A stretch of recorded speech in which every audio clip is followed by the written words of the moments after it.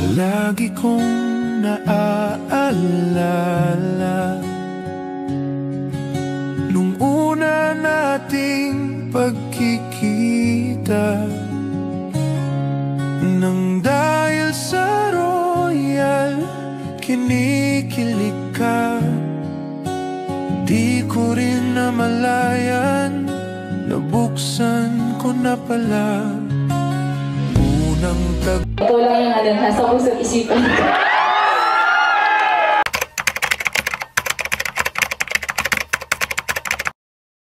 So yun na guys, good morning, good afternoon, and good evening pong muli. Tumuli ang inyong lingkod Batang LU, and hanggang ngayon guys ay hindi pa rin ako nakaka-move on sa mga pangyayari po ng birthday party ni Kalinga Prab po, ano?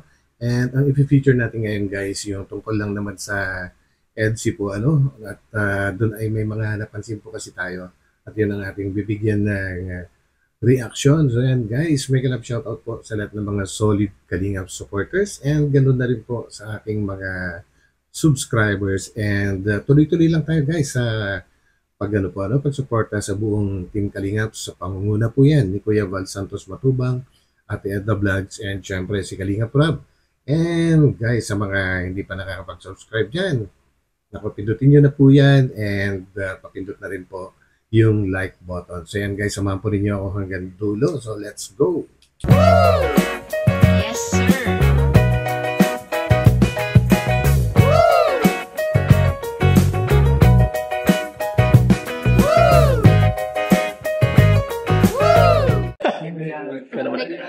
Please. Ayan. Ligtas na may alam. Gusto ko lang magpasalamat sa kanya kasi 2 years na kami pero andito pa rin siya sa tabi ko. Hindi ko alam kung talagang hanggang kailan ka lang mag-iitay pero sana hintay ka hanggang makatapos ng ng tabi.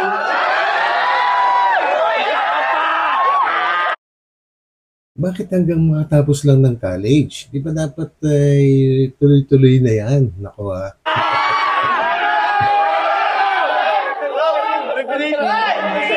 masig ko lang is... Okay, gets ko na guys. Sorry. Ang sinasabi pala niya na nagpapaantay siya hanggang makatapos ng college ay siguro yung para gawing official yung kanilang kung anumang meron ngayon na pagtitinginan, na which is alam naman po natin na kahit itago po nila yan ay sumisingaw. Hindi po nila kayang itago sa mga mata ng supporters po nila. Di ba guys? Naniniwala ba kayo doon? Comment down. Hindi pa tayo nagkakasama palagi kasi busy rin ako. Busy ka rin naman, nag-school ka, busy ka sa mga tinutulungan mo, tapos ako nag-aaral. Sana palagi kang mag-iingat. Huwag mong pababayaan yung sarili mo. Napaka-sweet. Ito lang yung nasa puso't isipan. Wow! Ang lupit naman ng sinabi ni Bianci na yun, guys. Ikaw lang ang nasa puso't isipan ko. Ibig sabihin nun, siguro pangatlo si Edu sa buhay niya. First is family, or first is God, second is family, and pangatlo si Edu na hindi nawawala sa puso't isipan niya. Hindi pwedeng maging first, guys. Hindi pwedeng maging first kasi meron pa si Lord at meron pang family. Gets ko ba yun? So, yan tuloy. Panalo na. Sa akin, yun nga sabi mo, 2 years na tayo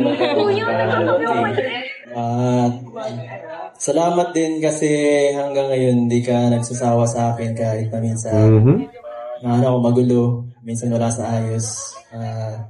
Thank you dahil nandiyan ka pa din. Minsan, alam niyo guys, bihira lang yung ganitong klaseng lalaki po, na harap-harapan na sinasabi niya sa crowd mismo na minsan hindi siya maayos. Ay, isang matapang na lalaki lang po ang umaamin sa harapan po ng sa harapan ng publiko po na minsan ay hindi siya nagiging maayos kasi normally mga tao po ay talagang ide-deny or itatago yung mga moments na sumasama yung kanilang pag-uugali. Naniniwala po ba kayo doon, guys? Papayo ka na, Gaero. tinitiis mo ang galing. Salamat. Grabe, ano? Salamat din ako lagi para sa'yo. Alam mo yun. Grabe. Isang ongo. Ah. So yun guys, napaka-sweet ng kanilang mga binigkas po, ano? At yun yung kakaiba po sa kanila kasi kahit kahit sabihin pa natin na maraming mga love team or partners, makikita nyo pa rin yung pagkakaiba ng bawat tandem or bawat love team sa kanila, ano? Lahat naman okay, pero may kanya-kanya. Alam nyo naman po guys, ang mga netizens, may kanya-kanya po yan na na ginugusto. Yun ay base sa kanilang preferences. So yan, kakaiba kasi ang ugali ng isang tao, so kanya-kanya rin yung nagugustuhan. So yun guys, hindi naman dahil sa kanya-kanya nang nagugustuhan, ay ayaw na sa iba. Kumbaga, meron lang talagang, inuuna. So yan guys. Palagi kong Ayun, no? naaalala Royal. nung una nating pagkikita, nang dahil sa royal kinikilig ka. Grabe. Di ko rin namalayan, nabuksan ko na pala. Unang tagpo nakatatak sa puso ko. Guys, ang ganda ng lyrics po, ano? And syempre, sinabayan natin ng throwback. At para maalala natin muli, di ba guys? Kahit paulit-ulit nyo nang napanood ito, alam ko na namimiss nyo pa rin yung mga moments na nag-uumpisa po sila, ano? And of course, dito, sa episode na ito, parang ito yung ginawa nilang official na nagkaroon po ng EDC. And dito pa lang sa umpisa guys, akala natin noon ay si Viancy lang yung parang nalilito or parang hindi siya at ease. Yun din pala, si Papa Eds din guys, hindi na niya namalayan. Nabuksan na niya yung royal, kumbaga Alam niya, ibig sabihin, di ba guys? Dala ko kahit saan tutungo, tanging ikaw palagi ang nasa puso ko. Walang iba, Ganda yan. wala nang hihigit pa. Palaging ikaw, pangarap kong tunay, hanggang sa dulo. Ikaw ang aking mahal. Grabe. Kapag ika'y malapit, mundo ko'y kumpleto. Mga pangarap natin, sabay nating abutin. Di ako bibitaw, hawak ko ang iyong kamay. Sa hirap at ginhawa, ikaw at ako lamang. Tanging ikaw palagi ang nasa puso ko. Grabe yung mga titigan po nila, ano. Kumbaga parang solo na nila yung mundo. At parang wala silang kasama na sumasayaw dyan sa birthday party ni Kalinga Prab po, ano. Kung makakilos sila, yung kaswitan nila, para bang wala ng ibang tao na nakatingin sa kanila. Solo na nila yung mundo nila. Walang iba, Huh? wala nang hihigit pa. Palaging ikaw, pangarap kong tunay, hanggang sa dulo. Ikaw ang aking mahal. Kahit anong bagyo, tayo'y magtatagumpay. Grabe naman yan. Sa royal na buo, kailanman di magwawakas. Yun nga naman guys, no? Kumbaga pag-ibig na nabuo dahil sa Royal. Grabeng kwento ito, ano? Kakaiba. Sabagay lahat naman tayo, may kanya-kanyang kwento tayo sa buhay, kung saan nag-umpisa, paano nag-umpisa, pero ito kakaiba eh, dahil sa Royal. Tanging ikaw palagi. Guys, sorry, pinuputol-putol ko kasi may napapansin ako and I don't know kung sang-ayon din kayo sa akin mga nakikita po, ano. Itong episode na ito, sobrang gandang-ganda ako kay Viancy. Kaya sobrang fresh na fresh yung itsura niya. Although umaga po yan, and I'm not sure kung makapaligo na siya dyan kasi biglaan dumating ang team po ni Kalinga Prab dyan po, ano, para maghatid ng mga supplies po nila, pamasko at pang New Year. Pero ang ganda-ganda niya, di ba? Ang nasa puso ko, walang iba.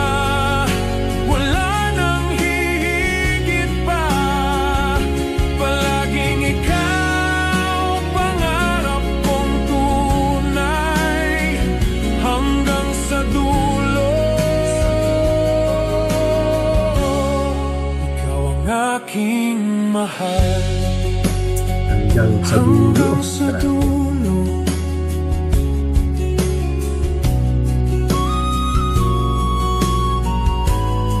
Ikaw ang aking mamahalin.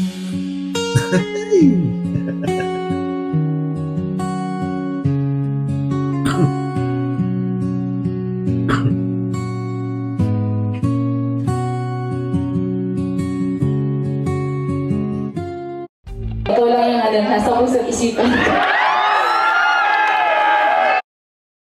Grabe, ano? Sa mga nanonood ngayon ng mga kalalakihan, ano kaya pwede yung maramdaman kapag kayo yung sinabihan ng isang nililigawan nyo pa lang or girlfriend nyo pa lang, nag-uumpisa lang pa lang kayo sa isang relasyon, tapos ganun ang sasabihin sa inyo ng isang babae na ikaw lang ang nasa aking puso at isipan. Ako, matindi yung Grace, matindi. And dahil dyan ay isa pang kanta. So let's go. Vinci, ikaw ay awit ng inspirasyon, tahimik na lakas, pusong may dedikasyon, sa bawat hagbang may kagandahan, iniiwan mong bakas ng karangalan.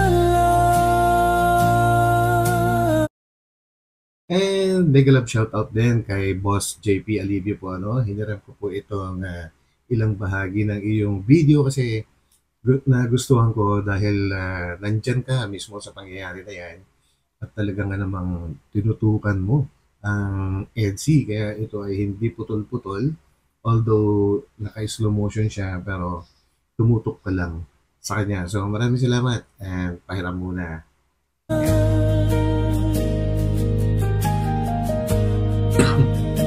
Bukas naghihintay, Grabe.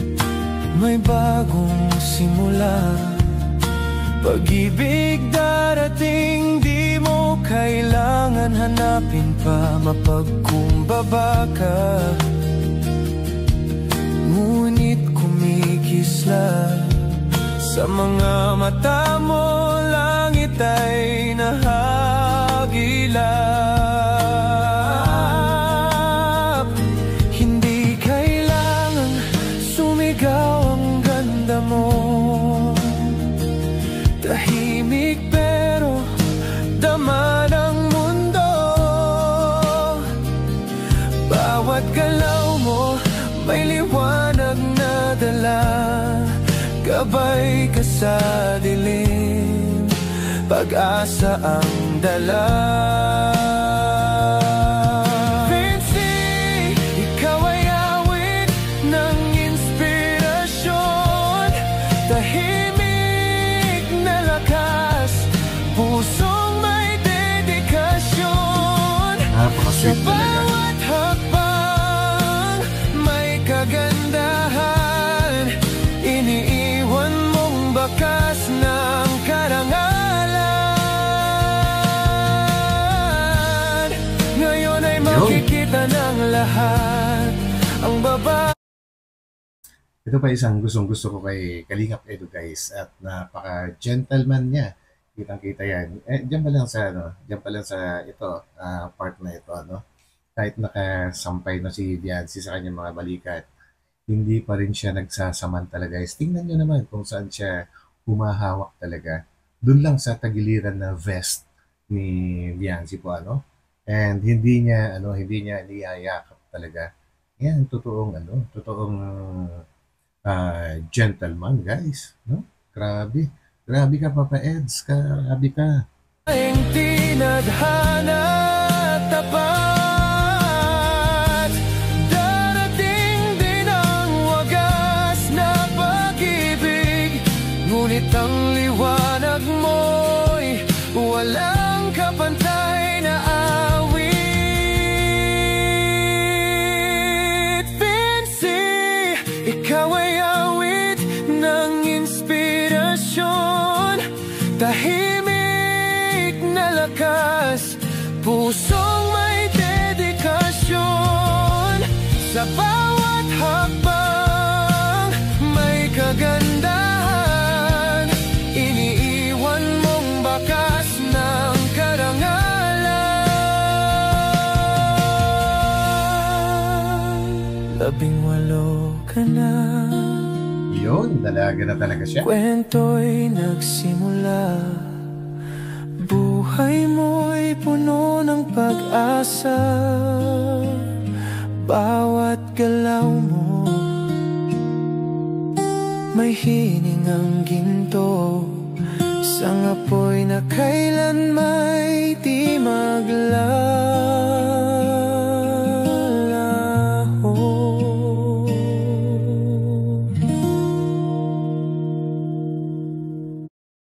And isa pang kapansin-pansin guys, dito kay Viancy po, yung pagkakaayos po ng kanyang buhok. Nako, sa mga travelers dito, sa mga frequent flyer, sa mga madalas sumakay po sa aeroplano sa iba-ibang airlines, at mapapansin nyo po na yung pagkakaayos ng buhok ni Viancy dito, ay yan po yung pinaka-standard na ayos ng buhok ng mga flight attendant o kaya mga stewardess. And sobrang bagay kay Viancy.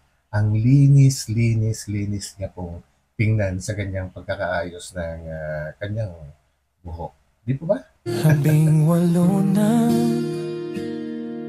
bagong yugto ng buhay sa puso mo. Pag-ibig ay tunay, malaya ka na. Grabe, malaya na. Pumili ng mahal, paglalakbay mo'y magsisimula ngayon, mahal. Hindi kailangang sumigaw ang ganda mo,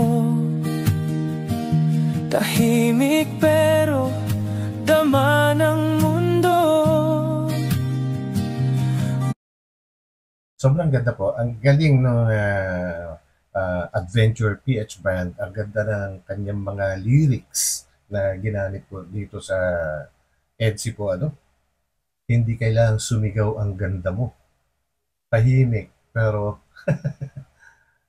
parang nakikita ng mundo. Ganon katindi yung ganon katindi yung pagkatao ni Viancy, Bawat galaw mo may liwanag na dala, gabay ka sa dilim, pag-asa ang dala. Grabe naman yan. Viancy, ikaw ay awit ng inspirasyon, tahimik na lakas, pusong may dedikasyon. Sa bawat hakbang may kagandahan, iniiwan mong bakas ng karangalan.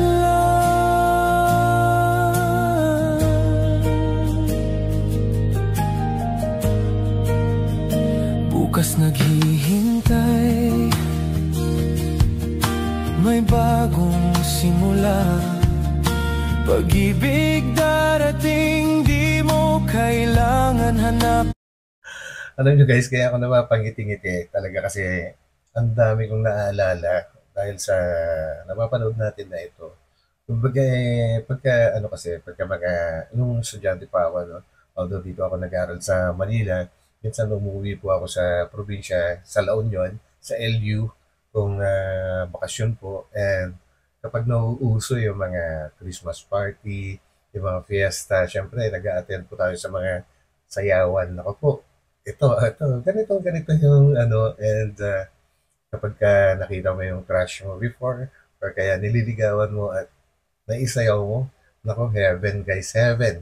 And I'm sure sa mga kalalakihan dito ngayon na makakapanood at ganun din ang inyong naramdaman. Kahit sa mga kababaihan, pareho lang naman yan, di ba guys? Pa mapagkumbaba ka, ngunit kumikisla sa mga mata mo, langit ay nahagilap.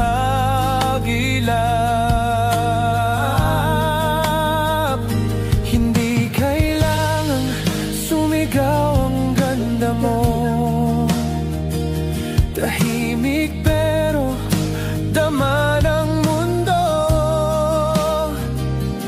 Bawat galaw mo may liwanag na dala, gabay ka sa dilim, pag-asa ang dala. Ano kaya binubulong? Vinci, ikaw ay awit ng inspirasyon, tahimik na lakas, pusong may dedikasyon. Sa bawat hakbang may kagandahan, iniiwan mong bakas ng karangalan. Ngayon ay makikita ng lahat ang babaeng tinadhana at tapat. Babaeng tinadhana at tapat. Dating din ang wagas na pag-ibig, ngunit ang liwanag mo'y walang kapantay na awit. Vinci, ikaw ay awit ng inspirasyon, tahimik na lakas, pusong may dedikasyon. Sa bawat hakbang may kagandahan, iniiwan mong bakas ng karangalan.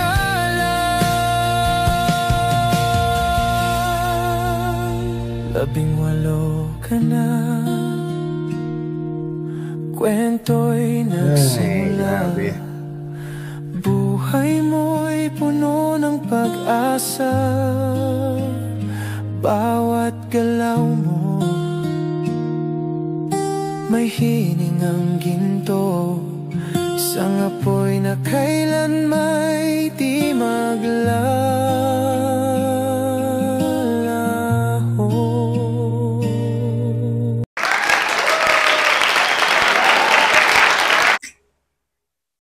Naku guys, ewan ko kung ako lang ba ang kinilig sa panonood ng video na ito. I'm sure mga ilan-ilan din sa inyo ay kinikilig din at marami rin kayong naalala sa inyong kapanahunan. So yan guys, matindi. Parang sarili na nila yung mundo. Parang wala na silang pakialam sa mga kasamahan po nila. Nakatutok sila sa bawat isa guys. And dyan makikita yung talagang kanilang pagmamahalan ay isang wagas. Kagaya nga po ng ginamit ko sa akin thumbnail, wagas. So yun guys, ito muli ang inyong lingkod, Bartang LU, and maraming salamat sa pagsama ninyo sa akin. And muli, pinapaalala ko sa mga hindi pa nakapag-subscribe dyan, pindutin nyo na rin yan at dapat 400 na lang ay aabot na tayo sa 100,000 sa subscribers. Nabubulol-bulol. So yun guys, maraming salamat. Hanggang dito na lang at magkita-kita tayo ulit sa aking susunod na upload. God bless po sa inyo and bye-bye. Bye.